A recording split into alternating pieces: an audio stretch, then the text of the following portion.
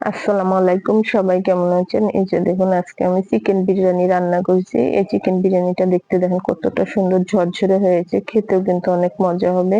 অনেকে কিন্তু চিকেন খেতে চান না। আপনারা যদি আমার এই রেসিপি দেখে চিকেন বিরিয়ানিটা রান্না করেন অবশ্যই তারাও চিকেন বিরিয়ানিটা খাবেন। আর আমার ভিডিওটি সম্পূর্ণ নতুনদের জন্য। আমি চিকেন বিরিয়ানিতে আসলে নতুন আলু দিয়েছি, সাথে মটরশুঁটি দিয়েছি। নতুন আলুটা দিলে আসলে বিরিয়ানিটা খেতে কিন্তু অনেক মজা হয়।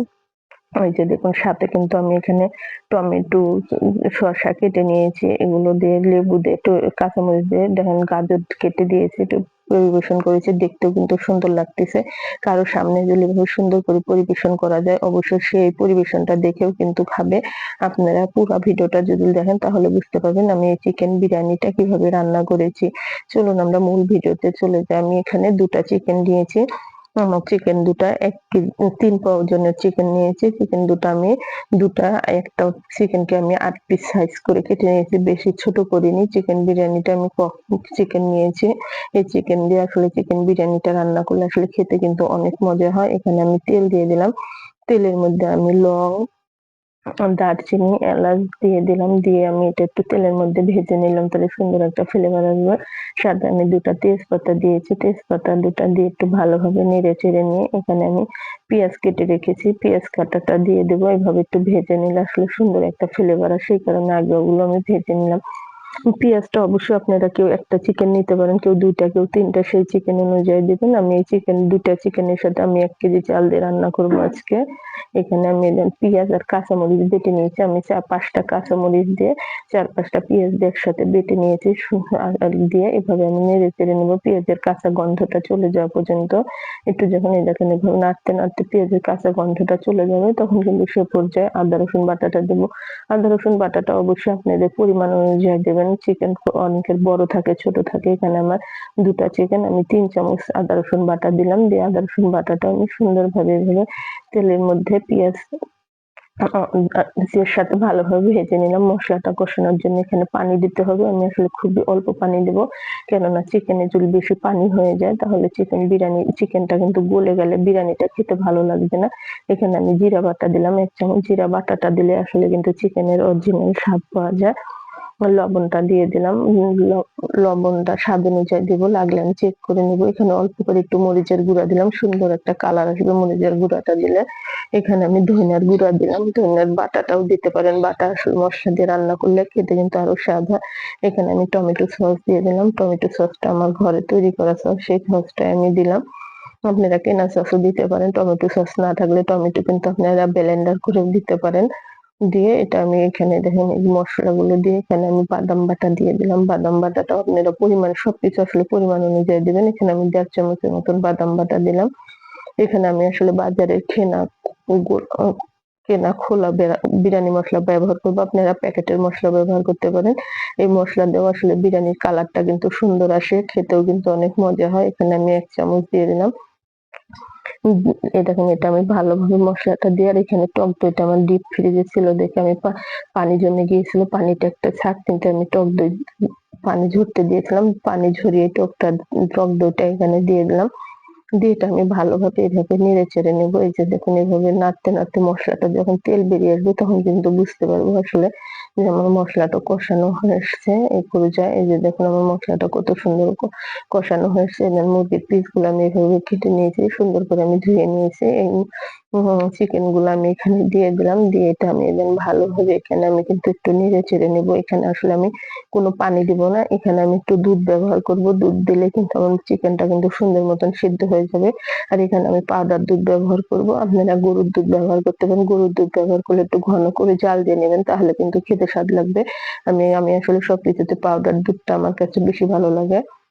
এটা আমি এভাবে ভালোভাবে নেড়ে-চেড়ে নিয়ে আমি একটা ঢাকনা দিয়ে ঢেকে দিলাম। একটু পরে কিন্তু ঢাকনাটা খুলে নাড়া দিতে হবে। না ছাড়া কিন্তু নিচটা লেগে যাবে। এখানে একটু পরে আমি ঢাকনাটা খুলে নেড়ে নিয়েছি। আর এখানে আমি এই চামচ দিয়ে ৩ চামচ দুধ গুলিয়ে দিলাম। আমি এটা দিয়ে আমি সুন্দরভাবে নেড়ে-চেড়ে নেব।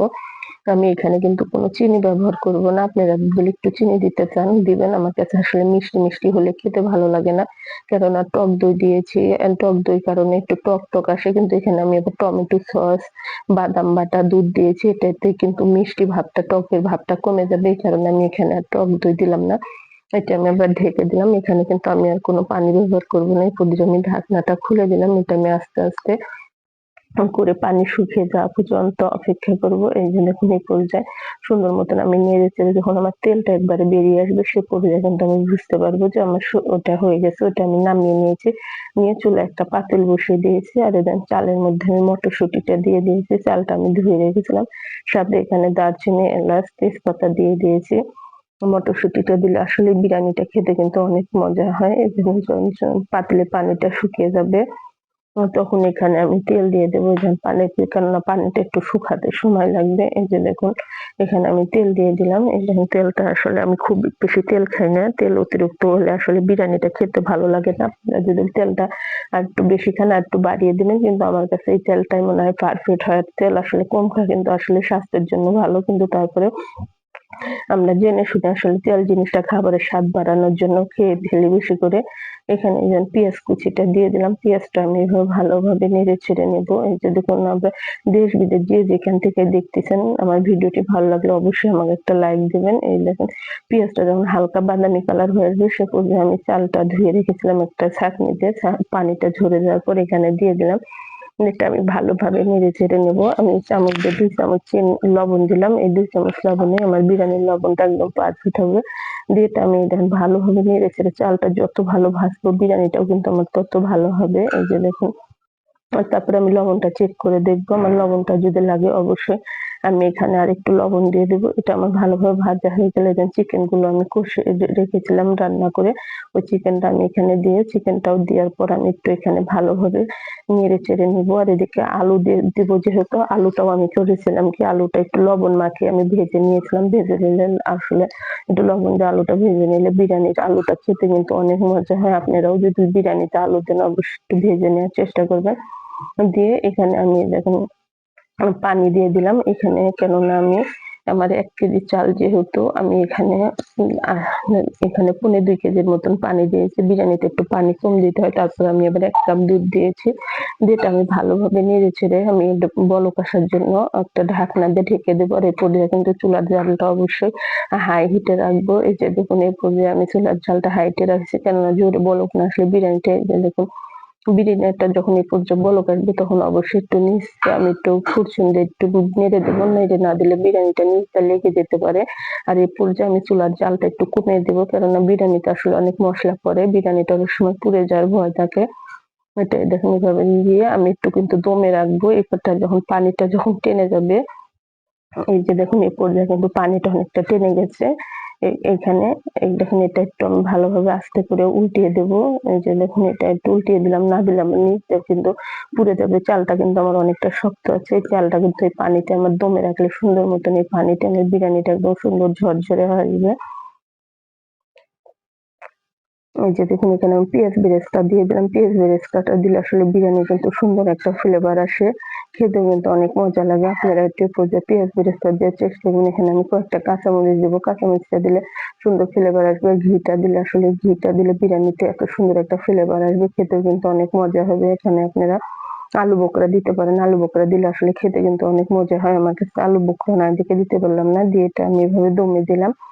দমে দেওয়ার পর আমি ৫ মিনিট পর একটু ঢাকনাটা খুলে আবার একটু উল্টিয়ে দেবো। আরেকবার উল্টিয়ে দিলে আমার বিরিয়ানিটা এই পর্যায়ে হয়ে আসবে। আমার আর কিন্তু বারবার দমে রাখতে হবে না। এবার আমি ১০ মিনিটের মতন দমে রাখবো। দমে রাখলে আমার বিরিয়ানিটা সুন্দর মতন হয়ে আসবে। বিরিয়ানিটা আসলে দমে সিদ্ধ করলে আসলে বিরিয়ানিটা সুন্দর ঝরঝরে হয়। খেতেও কিন্তু অনেক মজা হয়। তাছাড়া বেশি পানি দিয়ে বিরিয়ানিটা সিদ্ধ করার চেষ্টা করলে বিরিয়ানিটা নরম হয়ে যায়।